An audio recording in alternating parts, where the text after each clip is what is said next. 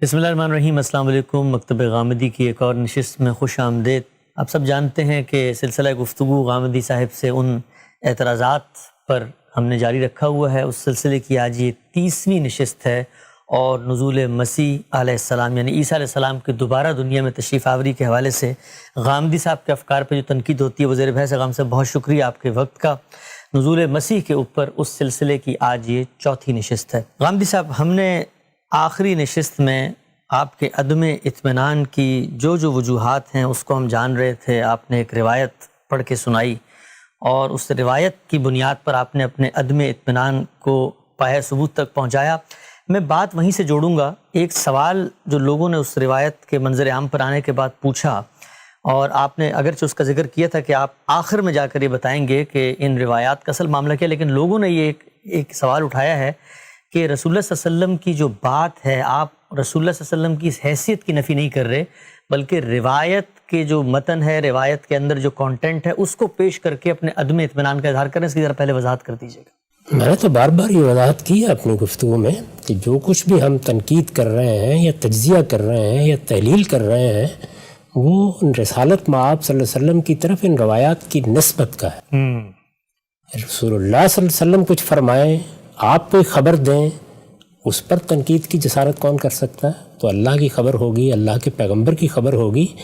میں پہلے بھی عرض کر چکا، پھر دہرا رہا ہوں کہ لوگوں نے رسول اللہ صلی اللہ علیہ وسلم کی نسبت سے یہ چیزیں بیان کی ہیں، یہ ہم تک لوگوں کی روایت سے پہنچی ہیں، اس لیے یہ ضروری ہوا۔ اور مسلمانوں کے علم نے ہمیشہ یہی طریقہ اختیار کیا کہ ان کی چھان پھٹک کی جائے، دیکھا جائے کون لوگ بیان کر رہے ہیں، کس وقت بیان ہونا شروع ہوئی ہیں، ان کے راویوں کے مابین مناقات کے کیا امکانات ہیں، اور اسی طرح سے وہ علل دیکھے جائیں جو بعض موقعوں کے اوپر ایک محقق ہی کی نظر میں آتے ہیں۔ یہ دیکھا جائے کہ یہ کوئی اجنبی سی بات تو نہیں بیان کر رہی، یہ روایتیں منکر تو نہیں ہیں۔ اسی طرح سے قرآن و سنت کی روشنی میں ان کا جائزہ لیا جائے، یہ ان کے خلاف تو نہیں ہے، یہ علم و عقل کے مسلمات کے خلاف تو نہیں ہے، اس لیے کہ دین کی ساری دعوت انہی مسلمات پر مبنی ہے۔ تو یہ وہ عمل ہے جو ہمیشہ سے اس مسلمان امت میں ہوتا رہا ہے، یہی عمل ہے جو ہم کر رہے ہیں۔ اس میں رسالت مآب صلی اللہ علیہ وسلم کی کسی بات پر نقد یا آپ کی کسی بات کو رد کرنے کی جسارت، یہ تو ایمان کے منافی۔ ٹھیک ہے ہم سب۔ اچھا یہ بتائیے گا کہ یہ جو نزول مسیح کے اوپر اعتراضات آپ کے اوپر کیے جاتے ہیں اور آپ اپنے عدم اطمینان کی وجوہات کو بیان کر رہے تھے، ہم روایت کی بحث تک پہنچے تھے، اس میں آخر میں آپ نے 2 مزید روایات پیش کی تھیں۔ سوال میرا آپ سے یہ ہے کہ یہ جو عدم اطمینان ہے آپ کا، روایات کب سامنے آئیں، کس زمانے میں سامنے آئیں، آپ نے اس کی تحلیل کی۔ یہ بتایا کہ جو ابتدائی لوگ ہیں، خود جو سیدنا ابو ہریرہ سے روایت کر رہے ہیں، ان کے جو اپنے صحیفے ہیں ان میں کیا عالم ہے، امام موطا امام مالک کے اندر کیا صورتحال تھی۔ آگے بڑھتے ہیں، یہ بتائیے گا کہ یہ جو آپ کا عدم اطمینان ہے، یہ محض روایات کے ان داخلی جو تضادات ہیں، یہ روایت کے اندر کوئی چیز امر واقع کے خلاف ان پر مشتمل ہے، یا اس سے آگے بڑھ کے بھی نزول مسیح کے اوپر آپ کے ذہن میں کوئی عدم اطمینان پایا جاتا ہے؟ میں نے اپنی کتاب میزان میں تو ان چیزوں کو موضوع نہیں بنایا، یہ میں اس وقت جب اعتراضات سامنے آ رہے ہیں تو تحلیل کر رہا ہوں اور روایات کے ذخیرے پر بھی ایک نظر ڈال رہا ہوں۔ میں نے یہ بھی عرض کر دیا ہے کہ اگر ان روایتوں کی سند پر گفتگو کی جائے، جیسے کہ بہت سے لوگ کرتے رہے ہیں، تو یہ بتایا جا سکتا ہے کہ ان میں بھی کیا کیا چیزیں ایسی ہیں جو عدم اطمینان ہی کا باعث بنتی ہیں۔ میں نے اس کو بھی نظر انداز کر دیا ہے، صرف ان چیزوں کی نشاندہی کی ہے جنہیں ایک عام آدمی بھی سمجھ سکتا ہے کہ روایتیں کب ہمارے پاس آئی ہیں، کب ہمارے ہاں کتابوں کا حصہ بنی ہیں، کون سی صدی ہے جس میں ان کا شیوع ہوا ہے، وہ موقع کب آیا ہے جب ان کے بارے میں یہ کہا جانے لگا کہ اجمع اہل العصر یا تواترت الاخبار، وہ موقع کب آیا ہے، ان کی طرف میں نے اشارے کیے ہیں۔ اور یہ بتایا ہے آپ کو کہ یوں نہیں کہا جا سکتا کہ کیا ہوا، امام مالک نے تو اور بھی بہت سی روایتیں نہیں لی، امام مالک کے ہاں اگر اس روایت کی یہ اہمیت ہے تو رہ کیسے گئی؟ پھر یہ کہ اگر امام مالک اس کو موضوع نہ بناتے تب بھی یہ کہا جا سکتا تھا، یعنی علامات قیامت کی کوئی چیز وہاں نہ ہوتی، دجال کا وہاں ذکر نہ ہوتا، سیدنا مسیح کا وہاں ذکر نہ ہوتا، تو کہا جا سکتا تھا کہ انہوں نے ان روایات کو اپنی جامع کے لیے یا اپنی موطا کے لیے موضوع نہیں سمجھا۔ ٹھیک، یہی صورتحال صحیفہ حمام بن منبع کی ہے، اس میں بھی میں نے آپ کو توجہ دلائی کہ وہ قیامت کی علامتیں بیان کر رہے ہیں، بہت سے دجالوں کے پیدا ہونے کا ذکر کر رہے ہیں، سورج کے مغرب سے طلوع کا ذکر کر رہے ہیں، یہ کیوں چھوڑ دیا انہوں نے؟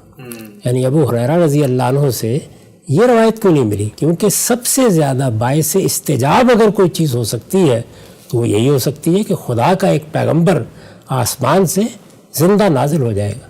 اس سے بڑی کیا چیز ہو سکتی ہے جسے بیان کیا جائے؟ بالعموم لوگ اس طرح کی چیزوں کا جواب دیتے ہوئے یہ کہہ دیتے ہیں کہ بہت سی روایتیں ہیں کہ جو امام مالک نے نہیں لی، لیکن میں نے بتایا تھا آپ کو کہ اگر امام مالک نے نماز ہی کا ذکر نہ کیا ہوتا، روزے ہی کا ذکر نہ کیا ہوتا تو یہ قابل قبول ہوتا نہیں۔ تو بات کیا ہے، موضوع کیا ہے، کس چیز کو چھوڑا ہے، کس کو ترک کیا ہے، یہ چیزیں ہیں کہ جو عدم اطمینان کا باعث بنتی ہیں۔ اس کے بعد پھر ہم نے خود روایتوں کے اندر دیکھا، یہ معلوم کیا کہ ان میں کس طرح وقت کی تعین کی گئی تھی، کیا زمانہ بتایا گیا تھا، اس وقت کیا کیا چیزیں کہی گئی تھیں، کیا وہ ہوئیں۔ بہت تحلیل کر کے ہم نے یہ دیکھا کہ اگر کسی پیشین گوئی کا معاملہ وقت کے ساتھ متعین کیا گیا ہو اور وہ وقت آ جائے اور وہ پوری نہ ہو تو کیا رائے قائم کرنی چاہیے اس کے بارے میں۔ ابھی تک جو میں نے گفتگو کی ہے وہ اصل میں روایات کے تجزیہ و تحلیل کی گفتگو ہے۔ میں نے اپنی کتاب میزان میں جس طرح کہ میں نے عرض کیا ان میں سے کسی چیز کا ذکر نہیں کیا، بلکہ یہ بتایا ہے کہ قرآن مجید میں وہ کیا چیزیں ہیں کہ جو عدم اطمینان پیدا کرتی ہیں، انہی کی بنیاد پر میں نے یہ لکھا ہے کہ یہ روایات محل نظر ہو جاتی ہیں۔ یعنی اگر یہ روایات جو میں نے بیان کی آپ کے سامنے، جن پر ہم گفتگو کر رہے ہیں اور کئی نشستوں میں گفتگو کر چکے ہیں، یہ ان تمام نقائص سے پاک ہوتی، ان میں عدم اطمینان کا کوئی پہلو نہ ہوتا، پھر بھی قرآن مجید کی روشنی میں جو سوالات پیدا ہوتے ہیں ان کو اگر آپ سامنے رکھیں تو یہ محل نظر ہی ہوں گے، پھر عدم اطمینان ہی ہوگا، اس لیے کہ آخری حجت تو اللہ کی کتاب قرآن مجید ہی ہے، وہی فیصلہ کرے گا۔ قرآن مجید میں دو طرح کی چیزیں ہوتی ہیں، ایک یہ ہے کہ وہ صراحتاً کسی چیز کی نفی کر دے، اس کے بعد تو اندھوں کو بھی نظر آ جائے گا، میں بھی مان لوں گا، آپ بھی مان لیں گے، ہر شخص قبول کرے گا اس بات کو۔ دوسرا یہ ہوتا ہے کہ قرآن کسی معاملے میں گفتگو کرتا ہے، کوئی اصول بیان کرتا ہے، کوئی قاعدہ پیش کر دیتا ہے یا بعض چیزوں کو زیر بحث لاتا ہے، اس کو جب ہم دیکھتے ہیں تو یہ معلوم ہوتا ہے کہ فلاں روایت یا فلاں بیان یا فلاں واقعہ یہ کسی طرح اس میں ایڈجسٹ نہیں ہو رہا، تو اس کو علم کی زبان میں اس طرح تعبیر کیا جاتا ہے کہ قرآن مجید کی یہ اور یہ تصریحات اس کو قبول نہیں کر رہی یا اس کو قبول کرنے سے ابا کر رہی ہیں۔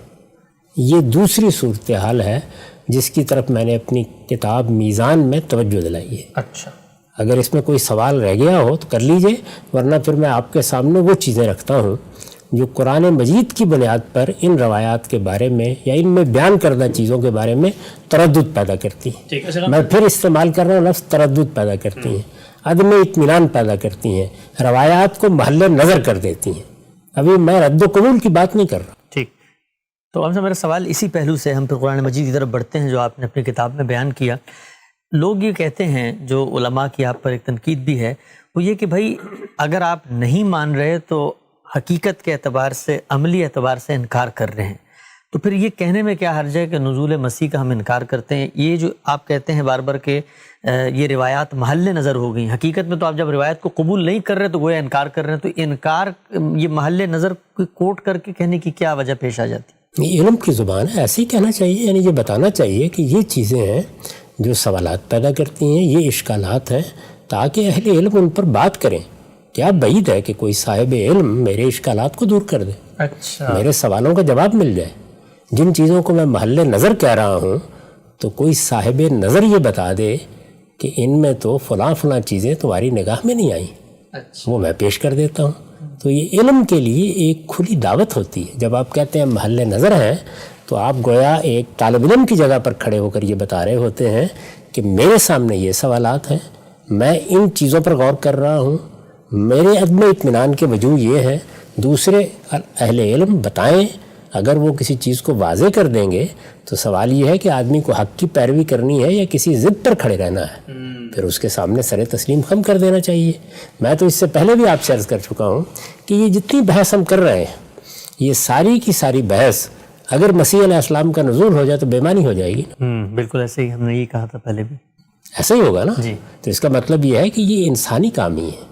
جن لوگوں نے روایت کیا انہوں نے بھی انسان کی حیثیت سے کیا، جن لوگوں نے ان کی تنقید کی انہوں نے بھی انسانی کی حیثیت سے کی۔ ہم اپنے اطمینان کا اظہار کر رہے ہیں تو انسانی کی حیثیت سے کر رہے ہیں۔ ہمارے ہر کام میں غلطی کا امکان ہوتا ہے۔ ایک وہ چیزیں ہیں کہ جو اللہ کی کتاب قرآن مجید میں بیان ہو جاتی ہیں۔ اللہ کی کتاب قرآن مجید کا معاملہ یہ ہے کہ وہ قطعی ثبوت ہے، اس کے اندر ادنیٰ درجے میں بھی یہ تردد نہیں ہوتا کہ کوئی بات اللہ تعالیٰ کی طرف سے میں نے، آپ نے یا کسی راوی نے منسوب کر دی ہے۔ اس میں جو زبان استعمال کی گئی وہ عربی مبین ہے، اس میں لفظ، جملہ، سیاق، سباق، ہر چیز بالکل متعین ہے، لہٰذا وہ اپنے مدعا کو بیان کرنے میں قطعی الدلالہ بھی ہے۔ تو اس وجہ سے اس کی بنیاد پر تو آپ یہ کہہ سکتے ہیں کہ فلاں چیز یقیناً اسی طرح ہے، لیکن باقی تمام معاملات میں تو انسان ظن غالب ہی کو بیان کرتا ہے۔ تو میں یہی کہوں گا کہ یہ محل نظر ہے، میں بھی اس پر غور کرتا رہوں گا، میں دوسروں کو بھی دعوت دے رہا ہوں کہ وہ ان اشکالات پر غور کریں، ان سوالات کا جواب تلاش کرنے کی کوشش کریں، لوگوں کو مطمئن کریں۔ جس وقت اطمینان ہو جائے گا تو مان لینا چاہیے نا اس بات کو۔ ٹھیک، اچھا ہم سے یہ بتائیے گا، ہم آتے ہیں قرآن مجید میں، جو آپ نے قرآن مجید کی روشنی میں جو سوالات یا عدم اطمینان کی اور وجوہات ہیں، یہ بتائیے گا یہ جو کتاب ہے آپ کی میزان، اس میں آپ نے ابھی آپ اس کو بتائیں گے بھی کہ قرآن مجید کی کون کون سے مقامات ہیں جو یہ سوال یا عدم اطمینان کو بڑھاتے ہیں۔ یہ حدیث کی جو پوری بحث ہم نے پچھلی 2-3 نشستوں میں کی، اس کو آپ نے اپنی کتاب میں نزول مسیح کی جو علامت ہے اس پہ سوالات کی صورت میں حدیث کی بنیاد پہ کیوں نہیں پیش کیا یہاں پہ؟ اس کی وجہ یہ ہے کہ میں نے اس کتاب میں یہ طے کر لیا ہوا ہے کہ وہی چیزیں زیر بحث لاؤں گا کہ جن میں دین کو مثبت طور پر بیان کیا جا سکے۔ اچھا، اگر میں اس نوعیت کی بحثیں اس میں کرتا تو یہ کئی مجلدات پر مبنی ہو جاتی، اس میں پھر بہت تفصیلات ہوتی، پھر ہر موضوع کے بارے میں اسی طرح کی تنقید اس میں کی جاتی۔ اس میں میں بنیادی استدلال بیان کر کے اپنا نقطہ نظر واضح کر دیتا ہوں، باقی چیزیں یا میری کتاب برہان میں زیر بحث آتی ہیں، یا مقامات میں زیر بحث آتی ہیں، یا کسی موقع پر تعلیم تدریس کرتے ہوئے میں ان کی وضاحت کر دیتا ہوں، یا اس طرح جب سوالات کیے جاتے ہیں تب بتا دیتا ہوں کہ پس منظر کیا ہے، بات کہاں سے شروع ہوئی ہے، میں اس نتیجے پر کیوں پہنچا ہوں۔ تو یہ طریقہ میں نے اختیار کیا ہے۔ ٹھیک ہے، ہم سب آگے بڑھتے ہیں۔ تو اب آپ بتائیے کہ جو کتاب ہے آپ کی میزان، اس میں آپ نے قرآن مجید کے کن مقامات کی روشنی میں نزول مسیح کا وہ تصور جو میں نے بالکل ابتدا میں پڑھ کے بتایا بھی تھا کہ امت کے اندر ایک رائج نقطہ نظر ہے، اجماع ہے اس کے اوپر، سب علماء مانتے ہیں، تو قرآن کے وہ کون سے مقامات ہیں، اور یہ آپ کا اپنا التفات قرآن مجید کی طرف کب ہوا کہ آپ قرآن کی روشنی میں عقیدے کا جائزہ لیں؟ میں یہ عرض کر دوں کہ یہ کس باب میں ہے بحث؟ ایمانیات کا باب ہے۔ اچھا، یہ اس کتاب کے حصہ اول کا پہلا باب ہے۔ اس میں علامات قیامت کے زیر عنوان میں نے بحث کر کے یہ بتایا ہے کہ کیا کیا چیزیں ہیں جو قرآن میں بیان ہوئی ہیں اور وہ قیامت کی علامتیں ہیں، اور کیا چیزیں ہیں جو حدیثوں میں بیان ہوئی ہیں۔ ٹھیک، اس میں جن چیزوں کو قبول کیا ہے وہ سب اس سے پہلے زیر بحث آ چکی ہیں۔ اس کے بعد میں نے ایک سوال اٹھایا ہے، اور وہ سوال یہ ہے کہ دو اور چیزیں بھی تو بیان کی جاتی ہیں، ایک ظہور مہدی اور دوسرے مسیح علیہ السلام کا نزول۔ ٹھیک، ان کو میں نے علامات قیامت میں یہاں شمار نہیں کیا، اچھا، یا بیان نہیں کیا۔ تو ظاہر ہے کہ مجھے یہ بتانا چاہیے کہ کیوں بیان نہیں کیا، مہدی کے ظہور کی روایتوں کیوں بیان نہیں کیا۔ اس کا جواب میں اس سے پہلے کی نشستوں میں دے چکا ہوں۔ نزول مسیح کے بارے میں نے کیا لکھا ہے؟ نزول مسیح کی روایتوں کو اگرچہ محدثین نے بالعموم قبول کیا ہے، یعنی محدثین بالعموم ان کو قبول کرتے ہیں، انہوں نے اپنی کتابوں میں لکھا ہے، اس کی تفصیلات ہم بتا چکے ہیں، یہ بخاری میں ہے، یہ مسلم میں ہے، یہ ابو داؤد میں ہے، یہ نسائی میں ہے، اور بہت سی کتابوں میں ہے۔ کس وقت آئیں، کس زمانے میں آئیں، کس پس منظر میں آئیں، کس طرح شائع و ضائع ہوئیں، اس پر ہم اس سے پہلے گفتگو کر چکے، لیکن بہرحال محدثین نے بالعموم ان کو قبول کیا ہے۔ محدثین میں ان پر جرح کرنے والے بھی ہیں، ٹھیک، ہم اس سے پہلے بتا چکے ہیں کہ خود جلیل القدر علماء میں سے بعض لوگ قبول نہیں کرتے، ان کے نام بھی لوگوں کے سامنے آ چکے ہیں۔ تو میں نے یہ عرض کیا ہے کہ محدثین نے بالعموم قبول کیا ہے، لیکن قرآن مجید کی روشنی میں دیکھیے تو وہ بھی محل نظر ہے۔ یہی الفاظ یہاں بھی لکھے ہیں میں نے، یعنی یہ اس کتاب کا آخری ایڈیشن میرے سامنے ہے، اس میں ان الفاظ کو ایسے ہی برقرار رکھا گیا ہے۔ میں نظر ثانی کرتا رہتا ہوں اپنی کتابوں پر، لیکن یہ اسی طرح ہے۔ نزول مسیح کی روایتوں کو اگرچہ محدثین نے بالعموم قبول کیا ہے، لیکن قرآن مجید کی روشنی میں دیکھیے تو وہ بھی محل نظر ہے۔ قرآن مجید کی روشنی میں دیکھیے، اب یہاں روایات کی تحلیل نہیں کی گئی. یہ جو باتیں اس سے پہلے 3 نشستوں میں بیان ہو چکی ہیں وہ زیر بحث نہیں آئیں، ان کو پس منظر میں رکھیے اور اس کے بعد دیکھیے کہ قرآن مجید کی بنیاد پر میں نے کیا سوالات سامنے رکھ دیے ہیں. اولاً اس لیے کہ مسیح علیہ السلام کی شخصیت قرآن مجید میں کئی پہلوؤں سے زیر بحث آئی ہے. اگر آپ قرآن کو پڑھیں تو ایسا نہیں ہے کہ مسیح علیہ السلام کا ذکر کہیں 1 دفعہ آ گیا، 2 دفعہ آ گیا. یہ دیکھیں آپ کہ سورہ مریم میں، سورہ آل عمران میں، سورہ نساء میں، سورہ مائدہ میں کتنی صورتوں میں مسیح علیہ السلام کی شخصیت زیر بحث ہے. مسیح علیہ السلام کی دعوت زیر بحث ہے، مسیح علیہ السلام کی پیدائش زیر بحث ہے، مسیح علیہ السلام نے کیا پیغام پہنچایا زیر بحث ہے، ان کے معجزات کیا تھے وہ زیر بحث ہے، ان کی قوم کا رد عمل کیا ہوا وہ زیر بحث ہے، اس کے بعد اللہ تعالیٰ نے ان کے ساتھ کیا معاملہ کیا اس کو بیان کیا گیا ہے. کئی پہلوؤں سے زیر بحث ہے. اولاً اس لیے کہ مسیح علیہ السلام کی شخصیت قرآن مجید میں کئی پہلوؤں سے زیر بحث آئی ہے. یہ بات ان لوگوں کو بتانے کے لیے ہوتی ہے جو بہت اطمینان کے ساتھ یہ کہہ دیتے ہیں کہ اس سے کیا فرق پڑتا ہے کہ فلاں چیز فلاں جگہ نہیں ہے. یعنی ایک موقع اور محل ہوتا ہے جس میں یہ سوال پیدا ہوتا ہے ہر شخص کے ذہن میں کہ اگر یہ سارا ذکر ہو رہا ہے تو پھر فلاں چیز کیوں بیان نہیں ہو رہی. جیسے میں نے موطا امام مالک کے بارے میں کہا، جیسے میں نے صحیفہ حمام بن منبہ کے بارے میں کہا. اس لیے کہ مسیح علیہ السلام کی شخصیت قرآن مجید میں کئی پہلوؤں سے زیر بحث آئی ہے. ان کی دعوت اور شخصیت پر قرآن نے جگہ جگہ تبصرہ کیا ہے، ان کی دعوت پر بھی اور ان کی شخصیت پر بھی. روز قیامت کی ہلچل بھی قرآن کا خاص موضوع ہے. یعنی قیامت آئے گی، قیامت میں کیا ہوگا، قیامت سے پہلے کیا ہوگا، یہ چیزیں بھی قرآن مجید میں جگہ جگہ موجود ہیں. بلکہ یہ قرآن کا خاص موضوع ہے. اگر قرآن مجید کو موضوع کے لحاظ سے بیان کیجئے تو وہ کیا ہے؟ انذار قیامت. ایک جلیل القدر پیغمبر کے زندہ آسمان سے نازل ہو جانے کا واقعہ کوئی معمولی واقعہ نہیں ہے. یہ رفع یدین نہیں ہے، یہ ہاتھ کہاں باندھنے ہیں یہ اس کا ذکر نہیں ہے. ایسی چیزیں نہ ہو تو کوئی فرق نہیں پڑتا. ایک جلیل القدر پیغمبر کے زندہ آسمان سے نازل ہو جانے کا واقعہ کوئی معمولی واقعہ نہیں. یعنی آپ کیا بتا رہے ہیں؟ ہم نے روایتوں میں کیا پڑھا؟ یہ کہ وہ آسمان سے زندہ زمین پر آ جائیں گے، لوگوں کے سامنے نازل ہوں گے، دمشق کے ایک منار پر نازل ہو جائیں گے. یہی سب کچھ سن چکے ہیں نا. یہ معمولی واقعہ ہے. لیکن موقع بیان کے باوجود، یہ دیکھیے پھر الفاظ پر غور کیجئے، موقع بیان کے باوجود وہاں پر بات آ گئی ہے سیدنا مسیح، وہ بات آ گئی ہے. ان کی دعوت زیر بحث ہے، ان کی شخصیت زیر بحث ہے، ان کا جانا زیر بحث ہے. اس سب کچھ کے باوجود یہ مواقع پیدا ہو گئے نا. یعنی آپ خود سوچئے کہ اتنی بڑی خبر ہے اور یہی ہے کہ جس کو بیان نہیں کیا جا رہا، لیکن موقع بیان کے باوجود اس واقعے کی طرف کوئی ادنا اشارہ بھی قرآن کے بین الدفتین کسی جگہ مذکور نہیں. قرآن مجید کو آپ شروع سے لے کے آخر تک پڑھ جائیے، کسی ادنا اشارے کو بھی آپ نہیں پا سکتے. جن چیزوں کی طرف لوگوں نے اشارے کیے ہیں یا وہاں تلاش کیا ہے ان پر میں بعد میں گفتگو کروں گا. کوئی ادنا اشارہ بھی قرآن کے بین الدفتین کسی جگہ مذکور نہیں ہے. علم و عقل اس خاموشی پر مطمئن ہو سکتے ہیں. یعنی یہ بات کیا محض یہ سن کر قبول کر لی جائے گی؟ یہ کیا فرق پڑتا ہے؟ اللہ تعالیٰ جب چاہیں کسی چیز کو بیان کریں، جب چاہیں نہ بیان کریں.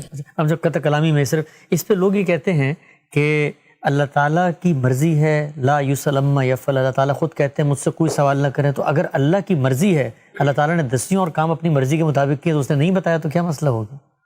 کوئی مسئلہ نہیں ہوا. اللہ تعالیٰ نہ بتائیں، لیکن اللہ تعالیٰ پھر دوسری جگہ کیوں بتا رہے ہیں؟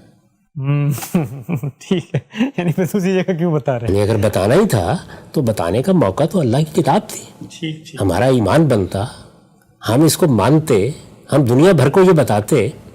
بتانا تھا تو اس کی جگہ یہ تھی. اور اللہ تعالیٰ کے معاملے میں صرف قدرت کے پہلو سے سوال نہیں ہوتا. اللہ تعالیٰ نے اپنے بارے میں بتایا ہے کہ میں علی کل شیء قدیر بھی ہوں اور بکل شیء حکیم بھی ہوں، علیم بھی ہوں. یعنی میں ہر چیز کو ایک حکمت کے تحت بیان کرتا ہوں، حکمت کے تحت لوگوں کے ساتھ معاملہ کرتا ہوں. اپنی اس حکمت کو جگہ جگہ انہوں نے کھولا ہے. ایک عاقل آدمی، دین کا علم رکھنے والا آدمی یہ سوال کرے گا آپ سے. راویوں سے یہ سوال پوچھنے کا حق نہیں ہے مجھے. اگر رسول اللہ صلی اللہ علیہ وسلم بیان فرما رہے ہوں میرے سامنے، پھر تو ظاہر ہے کہ کوئی سوال ہی نہیں ہے. پھر تو سر تسلیم خم. راوی بیان کر رہے ہیں، یہ جو سوال میں کر رہا ہوں یہ ان سے کر رہا ہوں. تم آ کے مجھے بتا رہے ہو کہ رسول اللہ صلی اللہ علیہ وسلم نے یہ فرمایا تھا، اللہ تعالیٰ کی طرف سے یہ اطلاع ملی تھی، تو یہ اللہ کی کتاب میں خاموشی کیوں ہے؟ علم و عقل اس خاموشی پر مطمئن ہو سکتے ہیں؟ اس پر بھی دیکھیے میں نے جو الفاظ لکھے وہ کیا ہے، اسے باور کرنا آسان نہیں ہے، یعنی یہ اتنا آسان نہیں، اتنا سہل نہیں ہے کہ آپ یہ کہیں کہ خاموش ہو جائیے، سوال رہے گا، اور سوال بہرحال سوال ہوتا ہے، جب وہ حکمت کے بارے میں ہو تو اس کا جواب دینا چاہیے۔ پہلی بات یہ ہے جو میں نے لوگوں کے سامنے رکھی۔ ثانیاً اس لیے کہ سورہ مائدہ میں قرآن نے مسیح علیہ السلام کے ساتھ اللہ تعالیٰ کا ایک مکالمہ نقل کیا ہے۔ آپ سورہ مائدہ کو پڑھیے تو اس کے بالکل آخر میں پیغمبروں کی شہادت زیر بحث ہے۔ اللہ تعالیٰ جب پیغمبروں کو قیامت کے دن اٹھائے گا تو ان کی قوموں کے بارے میں، ان کی امتوں کے بارے میں ان سے سوال کرے گا۔ یہ میں واضح کر دوں کہ رسالت مآب صلی اللہ علیہ وسلم ہوں یا دوسرے پیغمبر ہوں، ان کی امتوں نے جو عقیدے اختیار کیے، جو نقطہ نظر اختیار کیے، جو کچھ ان کے بعد کیا، جو کچھ وہ قیامت تک کر رہی ہیں، ان سب کے بارے میں سوال قرآن مجید بتاتا ہے کیا جائے گا۔ ثانیاً اس لیے کہ سورہ مائدہ میں قرآن نے مسیح علیہ السلام کے ساتھ اللہ تعالیٰ کا ایک مکالمہ نقل کیا ہے۔ یہ میں نے اس کا پس منظر بتایا کہ یہ مکالمہ نقل کرنے کی ضرورت کیوں پیش آئی ہے۔ اس میں یہ چیز زیر بحث ہے کہ اللہ تعالیٰ پیغمبروں کو جمع کریں گے اور اس موقع پر ان سے پوچھیں گے۔ اللہ تعالیٰ کا ایک مکالمہ نقل کیا ہے جو قیامت کے دن ہوگا، یعنی یہ مکالمہ کس وقت ہوگا، یہ بات کب ہوگی، اس دنیا میں نہیں، قیامت کے دن، یعنی جب سب معاملات ختم ہو چکے ہوں گے، جب اس دنیا کی بساط لپیٹی جا چکی ہوگی، جب ایک نئی دنیا وجود میں آ چکی ہوگی، اس موقع پر اللہ تعالیٰ مسیح علیہ السلام سے سوال پوچھیں گے۔ مکالمہ قرآن نے نقل کیا ہے، اس میں اللہ تعالیٰ ان سے نصارہ کی اصل گمراہی کے بارے میں پوچھیں گے۔ ان کے ماننے والے کون ہیں؟ نصارہ یا مسیحی۔ قرآن مجید انہوں نے نصارہ سے تعبیر کرتا ہے، بعد میں عام طور پر انہیں مسیحی کے لفظ سے تعبیر کیا گیا۔ اس میں اللہ تعالیٰ ان سے نصارہ کی اصل گمراہی کے بارے میں پوچھیں گے کہ کیا تم نے یہ تعلیم انہیں دی تھی کہ مجھ کو اور میری ماں کو خدا کے سوا معبود بناؤ؟ اچھا، مجھ کو اور میری ماں کو خدا کے سوا معبود بناؤ۔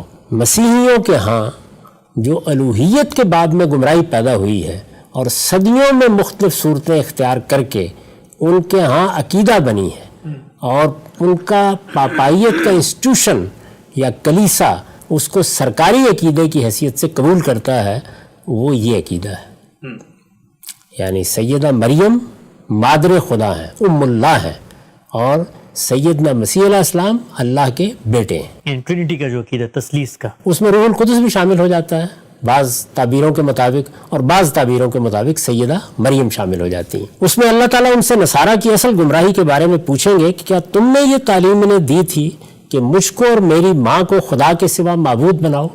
مثال کے طور پر یہ مکالمہ نقل کیا گیا ہے کہ سب پیغمبروں سے پوچھا جائے گا کہ کیا تم نے پیغام پہنچایا، تم نے ہدایت کی، یہ جو ان لوگوں نے تمہارے نام پر گمراہی اختیار کی ہے، یہ تمہاری تعلیم کا نتیجہ ہے؟ یہ سوال ہوگا۔ یہ سوال سیدنا مسیح سے اللہ تعالیٰ کہتے ہیں کہ کیا جائے گا۔ اس کے جواب میں، جب یہ سوال کیا جائے گا تو اس کے جواب میں وہ دوسری باتوں کے ساتھ یہ بھی کہیں گے کہ میں نے تو ان سے وہی بات کہی جس کا آپ نے حکم دیا تھا، اور جب تک میں ان کے اندر موجود رہا اس وقت تک دیکھتا رہا کہ وہ کیا کر رہے ہیں۔ ہر پیغمبر یہی کہے گا کہ میں نے جب تک میں دنیا میں موجود رہا، جن لوگوں نے میری بات سنی ان کو حق بتایا، ان کو یہی تعلیم دی کہ اللہ کے سوا کوئی الہ نہیں ہے۔ میں اس طرح کی بات نہیں کہہ سکتا تھا۔ ظاہر ہے کہ روایت پیغمبر قائم کرتا ہے نا، یعنی وہ دعوت دیتا ہے، وہ پیغام پہنچاتا ہے، وہ کتاب حوالے کرتا ہے، تو اس کی طرف سے جو تعلیم دی گئی ہے اسی نے پھر آگے نسلاً بعد نسلاً منتقل ہونا ہوتا ہے، تو وہ اس کا حوالہ دے رہے ہیں اور یہ کہہ رہے ہیں کہ میں نے تو ان سے وہی بات کہی جس کا آپ نے حکم دیا تھا، اور جب تک میں ان کے اندر موجود رہا اس وقت تک دیکھتا رہا کہ وہ کیا کر رہے ہیں، یعنی میں نگران رہا ان کا۔ لیکن جب آپ نے مجھے اٹھا لیا تو میں نہیں جانتا کہ انہوں نے کیا بنایا اور کیا بگاڑا ہے۔ جب آپ نے مجھے اٹھا لیا، آگے آپ دیکھیں گے کہ اس میں جو الفاظ ہیں وہ یہ فلما توفیتنی، یعنی جب آپ نے مجھے وفات دے دی، جب آپ نے مجھے اٹھا لیا تو میں نہیں جانتا کہ انہوں نے کیا بنایا اور کیا بگاڑا ہے، یعنی میری ذمہ داری تو میری حیات تک تھی. میں جب تک وہاں موجود تھا میں ان کو صحیح بات بتاتا رہا.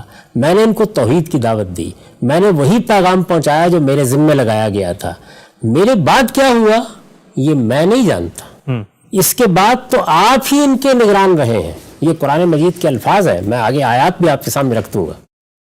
اس کے بعد تو آپ ہی ان کے نگران رہے ہیں. اس میں دیکھ لیجئے مسیح علیہ السلام اگر ایک مرتبہ پھر دنیا میں آ چکے ہیں, یعنی ایک مرتبہ وہ آئے اور انہوں نے آ کے یہ پیغام پہنچایا, یہ دعوت دی, اپنی امت کو صحیح تعلیم دی, حواریوں نے ان سے صحیح دین سیکھا, نسل بعد نسل وہ منتقل ہونا شروع ہوا, اس میں گمراہی پیدا ہو گئی, اس میں ضلالت آ گئی, اس میں انحرافات آ گئے. اب وہ آخری زمانے میں پھر آ گئے, تو آخری زمانے میں پھر آئیں گے تو حق بتائیں گے یا نہیں بتائیں گے؟ بتانا چاہیے, ایسا ہونا چاہیے نا. جی. تو اس پر میں نے سوال اٹھایا ہے کہ اس میں دیکھ لیجئے مسیح علیہ السلام اگر ایک مرتبہ پھر دنیا میں آ چکے ہیں تو یہ آخری جملہ کسی طرح موضوع نہیں. آخری جملہ کیا ہے کہ میں تو آ گیا, اس کے بعد سے میں نہیں جانتا یہ کیا کرتے رہے ہیں. اس کے بعد تو آپ ہی نگران ہیں, آپ ہی نگران ہیں. آدمی پلٹ کے کہے گا کہ پروردگار میں گیا تھا, مجھے جو پیغام آپ نے دیا تھا وہ میں نے پہنچایا, میں دنیا سے آ گیا, آپ نے دوبارہ مجھے بھیجا, میں ان کے کان گرم کر کے آیا ہوں, ان کی غلطی کی اصلاح کر کے آیا ہوں, ایک مرتبہ پھر ان پر حجت تمام کر کے آیا ہوں. یہ کہنا چاہیے نا, اور قیامت سے بالکل پہلے کر کے آیا ہوں. اس کے بعد تو انہیں کہنا چاہیے کہ میں ان کی گمراہی کو اچھی طرح جانتا ہوں اور ابھی کچھ دیر پہلے انہیں اس پر متنبع کر کے آیا ہوں. کیا علم یہ تقاضا نہیں کرتا, کیا عقل یہ نہیں کہتی کہ انہیں ایسا کہنا چاہیے تھا؟ سنیے آیات. فرمایا ہے ما قلت لهم الا ما امرتنی به ان اعبدوا الله ربی وربکم وکنت علیہم شہیدا ما دمت فیہم فلما توفیتنی کنت انت الرقیب علیہم وانت علی کل شیء شہید. یہ مائدہ کی 117 آیت ہے. میں نے ان سے وہی بات کہی جس کا تو نے مجھے حکم دیا تھا کہ اللہ کی بندگی کرو جو میرا بھی پروردگار ہے اور تمہارا بھی, اور میں ان پر گواہ رہا جب تک میں ان کے اندر موجود رہا. پھر جب تو نے مجھے اٹھا لیا, فلما توفیتنی, پھر جب تو نے مجھے وفات دی یا تو نے مجھے اٹھا لیا تو ان پر تو ہی نگران رہا ہے اور تو ہر چیز پر گواہ ہے. یہ وہ جواب ہے جو انہوں نے اس موقع پر دیا ہے. وہ پورا کا پورا مکالمہ بھی میں چاہتا ہوں کہ آپ سن لیں تاکہ ہر شخص کے سامنے رہے کہ سورہ مائدہ میں جہاں سے یہ بیان کیا جا رہا ہے وہاں پوری بات کیا ہوئی. یہ آیات شروع ہوتی ہے آیت 116 سے. وَإِذْ قَالَ اللَّهُ يَا عِيسَى ابْنَ مَرْيَمَ أَأَنْتَ قُلْتَ لِلنَّاسِ اتَّخِذُونِي وَأُمِّيَ إِلَٰهَيْنِ مِن دُونِ اللَّهِ قَالَ سُبْحَانَكَ مَا يَكُونُ لِي أَنْ أَقُولَ مَا لَيْسَ لِي بِحَقٍّ إِن كُنتُ قُلْتُهُ فَقَدْ عَلِمْتَهُ تَعْلَمُ مَا فِي نَفْسِي وَلَا أَعْلَمُ مَا فِي نَفْسِكَ إِنَّكَ أَنْتَ عَلَّامُ الْغُیُوبِ. اور یاد کرو جب یہ باتیں یاد دلا کر اللہ پوچھے گا اے مریم کے بیٹے عیسیٰ, کیا تم نے لوگوں سے کہا تھا کہ خدا کے سوا تم مجھے اور میری ماں کو معبود بنا لو؟ وہ عرض کرے گا سبحان اللہ, یہ کس طرح روا تھا کہ میں وہ بات کہوں جس کا مجھے کوئی حق نہیں تھا. اگر میں نے یہ بات کہی ہوتی تو آپ کے علم میں ہوتی, اگر میں نے یہ بات کہی ہوتی تو آپ کے علم میں ہوتی, اس لیے کہ آپ جانتے ہیں جو کچھ میرے دل میں ہے اور آپ کے دل کی باتیں میں نہیں جانتا. تمام چھپی ہوئی باتوں کے جاننے والے تو آپ ہی. یہ انہوں نے جواب دیا ہے. اس کے بعد پھر وہ آیات ہیں جو میں نے آپ کے سامنے پڑھتی ہیں, یعنی ما قلت لهم الا ما امرتنی به ان اعبدوا الله ربی وربکم وکنت علیہم شہیدا ما دمت فیہم فلما توفیتنی کنت انت الرقیب علیہم وانت علی کل شیء شہید. میں نے تو ان سے وہی بات کہی تھی جس کا آپ نے مجھے حکم دیا تھا کہ اللہ کی بندگی کرو جو میرا بھی پروردگار ہے اور تمہارا بھی. میں ان پر نگران رہا جب تک میں ان کے درمیان تھا. پھر جب آپ نے مجھے وفات دی تو اس کے بعد آپ ہی ان کے نگران رہے ہیں اور آپ ہر چیز پر گواہ ہیں. ایک ایک لفظ کو آپ دیکھیے کس طرح بول کر بتا رہا ہے کہ وہ اپنے دنیا سے رخصت ہو جانے کے بعد قیامت تک پھر کسی چیز سے واقف نہیں. اور اس کے بعد پھر انہوں نے وہ دعا کی ہے ان تعذبہم فإنہم عبادک وإن تغفر لہم فإنک انت العزیز الحکیم. اب اگر آپ انہیں سزا دیں تو وہ آپ کے بندے ہیں، اگر معاف کر دیں تو آپ ہی زبردست ہیں، بڑی حکمت والے۔ یہ وہ مقام ہے جو یہ بتا رہا ہے کہ سیدنا مسیح علیہ السلام اگر دنیا میں آ چکے ہیں، دوبارہ آ چکے ہیں، قیامت سے پہلے آ چکے ہیں، تو سوال یہ ہے کہ انہیں یہ بات کہنی چاہیے۔ ان کا یہ جواب اور روایتوں میں جو تصویر سامنے آتی ہے کوئی مناسبت آپس میں نہیں رکھتی۔ روایتیں آپ کو بتا رہی ہیں کہ وہ آئیں گے، مسیحیت کی اصلاح کر دیں گے، خنزیر کو قتل کر دیں گے، صلیب کو توڑ دیں گے، گویا حجت تمام کر دیں گے، مسیحیت بحیثیت دین ختم ہو جائے گی۔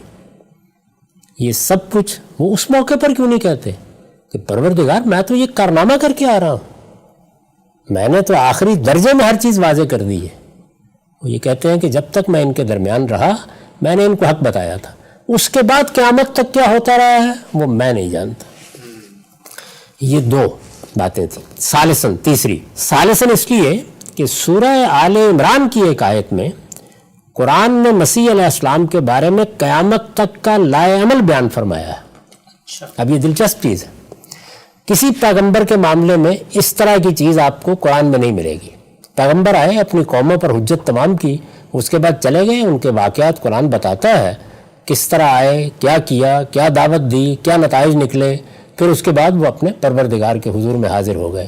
مسیح علیہ السلام کے منکرین کے ساتھ کیا معاملہ ہوگا اور ان کے ماننے والوں کا کیا معاملہ ہوگا، قرآن قیامت تک کے لیے اس کو بیان کر رہا ہے۔ ثالثاً اس لیے کہ سورہ آل عمران کی ایک آیت میں قرآن نے مسیح علیہ السلام کے بارے میں قیامت تک کا لائے عمل بیان فرمایا ہے۔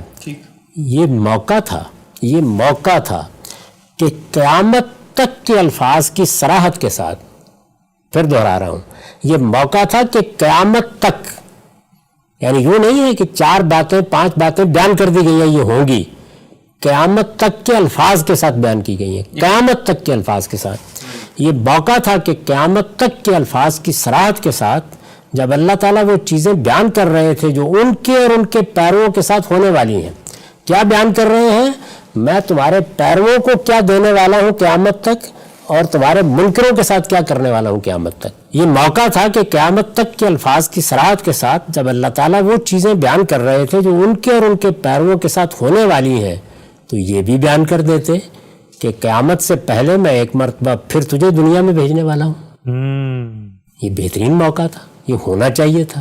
اگر یہ فی الواقع ایک اطلاع تھی، چھپانے کی چیز نہیں تھی، اگر پیغمبر نے بتانی تھی تو یہاں قرآن مجید نے 2 الفاظ میں کیوں نہیں بیان کر دی؟ یعنی سیدنا مسیح کا بھی ذکر ہو رہا ہے، قیامت تک ان کے بارے میں کوئی خدا کی اسکیم ہے اس کا بھی ذکر ہو رہا ہے، تو پھر اس کا ذکر کیوں نہیں ہو رہا، آپ یہ کہتے ہیں؟ ایک لفظ کی ضرورت تھی بس، یہ آیت آپ سنیں گے، یعنی اس میں پورا لائے عمل بیان کیا جا رہا ہے۔ جب سیدنا مسیح علیہ السلام نے حجت پوری کر دی، ان کو اٹھانے کا فیصلہ ہو گیا، اللہ تعالیٰ کہتے ہیں میں کیا کرنے والا ہوں، اور اس میں یہ نہیں بتا رہے کہ اب کیا کرنے والا ہوں، تمہارے بعد کیا کرنے والا ہوں، یہ بتا رہے ہیں قیامت تک کیا کرنے والا ہوں۔ ٹھیک۔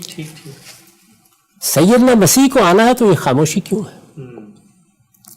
اس کی کوئی وجہ سمجھ میں نہیں آتی، کوئی وجہ سمجھ میں نہیں آتی۔ آپ میرے جملے دیکھ لیجئے، یہ ماننا آسان نہیں ہے، یہ باور کرنا آسان نہیں ہے، اس میں یہ سوال پیدا ہوتا ہے، کوئی وجہ سمجھ میں نہیں آتی۔ یہ اس بات کی طالب علم دعوت ہے کہ لوگ ان چیزوں پر غور کریں اور آج راہ کرم سمجھا دیں۔ آیت یہ ہے، یہ سورہ آل عمران کی آیت 55 ہے۔ انی متوفیک ورافعک الیہ ومطہرک من الذین کفروا وجاعل الذین اتبعوک فوق الذین کفروا الی یوم القیامہ ثم الی مرجعکم فاحکم بینکم فیما کنتم فیہ تختلفون۔